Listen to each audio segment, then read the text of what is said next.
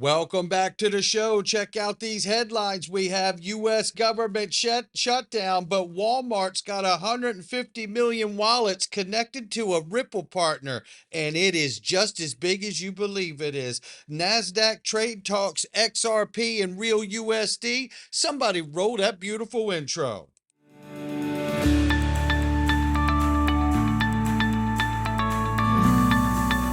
Digital Perspectives with Brad Kimes. Come on in.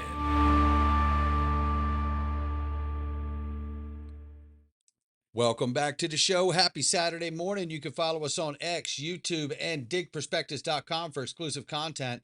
Right now, $4.27 trillion market cap for crypto. The market's up 0.8. Bitcoin 122,000 plus, Ethereum 4,400 plus, XRP at the number 3 spots 299. We're off 1.6 on the 24. We're still up 7.2 on the 7-day. Looking at the range of price between 299 and 308. You see where it is, and let's get into this. Ladies and gentlemen, it's Realty Mark. And what you want to remember is getting the link underneath the video that says golfofamericaxrp.com. And the reason that is because you can get access to some of the most gorgeous properties on the panhandle of Florida. And in fact, anywhere in Florida if you want. And this is the most beautiful white, silky, sandy beaches. And I know because I just got back from there with my family, and it is absolutely mind blowing. And the water is that clear, green, blue water like you can only get in the Bahamas. This is the only place in the continental United States that you can go and get this unbelievable experience. And now it is even possible for you to get this experience and live there, because with Realty Mark, you can actually contact the link underneath the video, ask for Daniel, get his number. You can text or call him, as many have already done and lined up meetings and showings. And you want a house, a single family house, you can get it. You want a condo, you can get it. You want to sublet it out and rent it out so you can offset the cost, you can do it. And they can help you do it. So you just get the fun of having the experience with your family, of actually feeling like every time you're here, I'm telling you, you feel like this entire little town belongs to you. Everyone is so nice and so chill. And this experience is so relaxing. It's like, I'm very excited. I'm not kidding. This is a place I want to have something down here in this area for my family after moon, as they say, right? And if you're interested in that as well, you could have it, whether it's a beautiful single family home like this that you just want to have, or whether you want to have like a condo and be able to snowbird down in that area and offset the weeks you're not in it. This is a remarkable experience. golfofamericaxrp.com. Click the link underneath the video and get started. Again, U.S. government has entered into shutdown after the Senate failed to stop the gap. I think this is just political posturing. Obviously, it's very serious. I'm not trying to minimize it at all. But the question I ask is we know that on September 30th, the executive order to modernize the payment system from the Treasury to the banks was supposed to begin implementation. So the very next day, the government shuts down. So you're left to wonder, I know when I've got to upgrade something on my computer, I have to turn it off. And then I have to reboot it, right? And then do an install. And then what do you do after an install? You have to reboot. Is this a part of that, or are these mutually exclusive? Again, I don't know the answer, but I think it warrants asking the question. And then just to highlight, this is 50 seconds. You may have heard it if you saw the video yesterday, but it's going to set the tone where we're going. And you're going to want to be with us when we get there about this Walmart news. And then we're going to talk about Amazon too. If we get crypto right, it's a whole new birth for American finance. We're in a deep hole when it comes to debt. The only way out of our debt burden is through economic growth. If we can recapture some of the rents that are charged, some of the inefficiencies in our financial system, and bring them back to capital formation and allowing economic capital to be formed, businesses to be built, new enterprises to lead, that's our way out of our mountain of debt. We've got to get to sustainable 3.5%, 4% economic growth over a decade or more and grow our way out of our reckless spending. He is absolutely spot on at my house. Shout out to you, Chris. And then you have the interim head of the CFTC, Commissioner Pham. Look at this. Big tech is coming bigly, right? The larger question is what lies ahead when it comes to big tech and financial services and how the landscape might evolve if commercial enterprises or corporates begin to enter the financial sector. It is coming bigly, she says. And then this is another quote we covered. I'm just setting the tone because of what we're getting ready to talk about here, because I think I think everything that we're looking at right now is getting ready to be validated in just a couple seconds here. So collateral management is the killer app for stablecoins, enabling real-time programmable settlement across asset classes by unlocking capital efficiencies and freeing up balance sheet. It can drive a powerful ripple effect. A ripple effect, is it? A ripple effect. Oh my gosh, I tell you. It blows my mind, this language. More credit to businesses, greater liquidity in markets, and more resilient financial systems. This could have been written by Brad Garlinghouse. I'm not suggesting that it is. Commissioner Pham is super smart and would never do that. But I'm just saying that, the language is so similar, right? It feels like, there is an alignment here. Well, speaking of alignment, look who this is. Shout out to Phil Kwok on NASDAQ Trade Talks here. And I want to bring us in so we can hear XRP be mentioned, which I believe was mentioned 3 times. If you're looking to win the $100 he's looking to give, you can win it because I don't need it. So let's listen to him say it in this stretch, just to hear it on NASDAQ. And shout out to Jill Malandrino, who is an incredible interviewer. Are already having an impact. Give us some of those use cases. There's tons. We've moved vastly on from where stablecoins started off their lives, which was purely in trading. Trading as a way to essentially take profits when you have a lot of volatile assets. So for example, if we're looking at Bitcoin or Ethereum or XRP, it was a way to take out profits. Now what we have had this whole DeFi revolution where you actually now have, number one, you have payments. So payments across the world, cross-border, absolutely massive use case. We've spent a lot of time in Asia recently, and there are literally prices in some places that are quoted in USDT or USDC. And now we're seeing that ripple across the board. So we're seeing payments, trading, we're seeing a lot of DeFi, people able to earn savings on their stable coins. Essentially, it's the rebuild of this whole economy, but fully on-chain. So Phil, let me follow up to that for a moment here. What are some of the key advantages of using stablecoins over traditional fiat or other types of crypto? That's a great question. Number one is this cheapness with which you can transfer. So for example, if you transfer a stable coin like RLUSD, which is issued by Ripple, then on the XRP ledger, you can transfer that for literally fractions of a cent. Super fast and super cheap as well.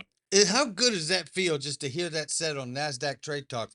Listen, I got to get to another spot in here. The whole thing's great, but I got to get to another spot to play for you where they talk about really solving these issues, because Phil had given the example of somebody getting charged $15 to send $10 to them, and they end up being worse off by sending them the money because now they're $5 in the hole. That's the struggle of where we are today, right? So take a listen to this. Really thinking through fresh eyes, especially with AI. I agree. I mean, I'd love to add to that, Marianne. I think you're absolutely right in terms of the way that we see these technologies progress. I think one of the clearest ways that this was distilled for me was actually the way that Ripple put it in the Ripple Primer. This was way, way back. But it was that there's this idea that the internet has made the transfer of information virtually cost-free. You can go on Google and you can look anything up. We can be live streaming this right now, and anybody can get that completely for free. But the transfer of value is not free by any means. We talked just earlier about us sending that wire transfer, $15. The person we were sending it to literally is $5 worse off, even though we sent $10. How is that even possible? It's almost insane. And when you're looking at international wire transfers, it's so much bigger, right? It's such a bigger problem. This is about making the transfer of value free or virtually free. That's what we can do with these new technologies, with these new blockchains, with the XRP ledger, with other blockchains as well. It is something which is so important. I think we vastly underestimate the impact which making the transfer of value virtually free is going to have on the world. I tell you, it's all about payments. We got to get this payments thing figured out. And then we could start, as Christian Carlo had said. I'm not going back here to play it again, but he said basically here, we have to get rid of the rents and charges and inefficiencies in our financial system, right? That's what we have to do, which brings us to that first step in making that happen. Here, CNBC just announced Walmart's OnePay Cash App now supports crypto trading with 150 million plus users. This is big for adoption, but wait till you find out who's providing it. Cases and just the ease of which regular folks, people who go to Walmart. There are 150 million Americans who use Walmart online or in person every week. Can now actually have crypto in the very same app. They can buy it, they can hold it, they can store it, they can trade it if they want. And then when they want to go pay for something, they can, turn it into cash. And like we said, OnePay is actually integrated into the checkouts of Walmart. So it is, I think, a milestone in that case. OnePay is integrated into checkout at Walmart. Carl. So I just want you to see that, right? You saw that.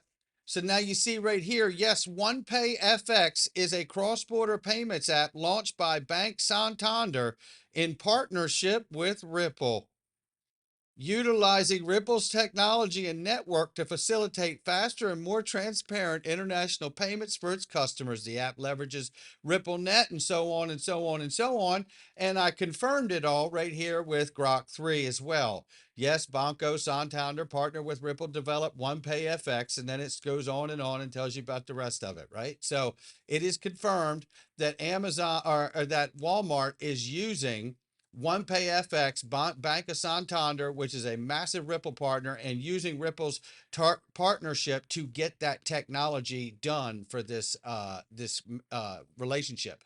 Now, let's go a little further here.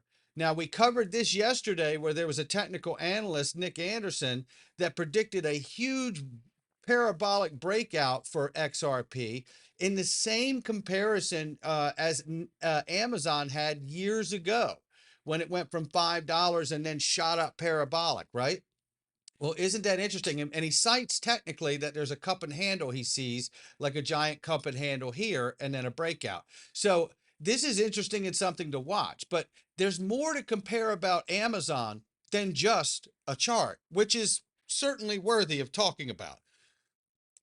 Now, that made me think of this. This is 5 years ago. But what about you for Ripple building a platform that could perhaps substitute XRP for a Fed coin one day, or a Fed coin one day? And listen how he pivots. Brad is a master at pivoting the conversation where he wants it to go or doesn't want it to go.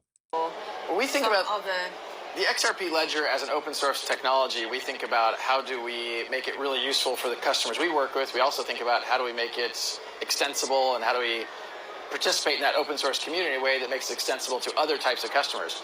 But could central banks? Sure, they could use aspects of that. Be more efficient, what they create one day. Yeah, and that ultimately is the underpinning I think we all focus on. How can we make this more efficient for our customers? And right now, the customers we focus on are commercial banks, payment providers. We certainly are thinking about other types of customers we could serve. I mean, I have made the point, I don't know if I've ever said it on air, but I've made the point that in the earliest days of Amazon, it's called Amazon Books. It was a bookseller. It competed with Barnes & Noble, competed with Borders, and I think about Ripple today is viewed as a cross-border payments company. We view ourselves as a blockchain infrastructure company. The first vertical we've done is cross-border payments. We want to make sure we're winning in cross-border payments before we do another vertical, but we will certainly do other verticals leveraging these technologies. So you're open potentially in the future at some point to using the Fed coin or the OneCoin. I'm pushing because the head of blockchain technology at JP Morgan told me if the Fed came up with a coin, they dumped JP Morgan coin. So I'm asking you whether you're open to the possibility of... Sure. I mean, yeah. I think very... Sure. Very open. Even if the Fed in the United States is using a coin, you still have a cross-border settlement dynamic where if you have central banks around the world using their digital asset, I don't think it changes the need for a cross-border neutral Something settlement. in the middle, like an XRP. And XRP has been extremely efficient. I mean, look, we obviously have a vested interest in that, and we're not bashful about that, but XRP is extremely efficient from a technical point of view in terms of speed, in terms of scalability, in terms of cost, where I'm a Bitcoin holder, but it's not going to solve a payments problem when the transaction time and transaction cost is, almost 1,000x what it is for XRP. And there you have it, right? So Ripple XRP is to payments as Amazon was to books. Oh, and there is that question about XRP becoming a Fed coin someday, right? Sounds very similar to the conversation we've had here on the channel, where we actually talk about the idea that once XRP gains enough utility and liquidity on the network, then you could take reserves from every sector of the economy and underpin that for XRP's value. And you could have the strongest currency in the world. And that could remain a commodity and underpin the US dollar, or it could become the new US dollar. Look, it's not financial advice from me or anyone else. It's just my digital perspectives. And we know one thing, Ripple XRP is to payments as Amazon was to books in the early days. How do we know that? Because OnePayFX, that is actually connecting 150 million Walmart users, is you doing that through Ripple's technology and Bank of Santander's relationship. Not financial advice from me or anyone else. Things are heating up. I'll catch all of you on the next one.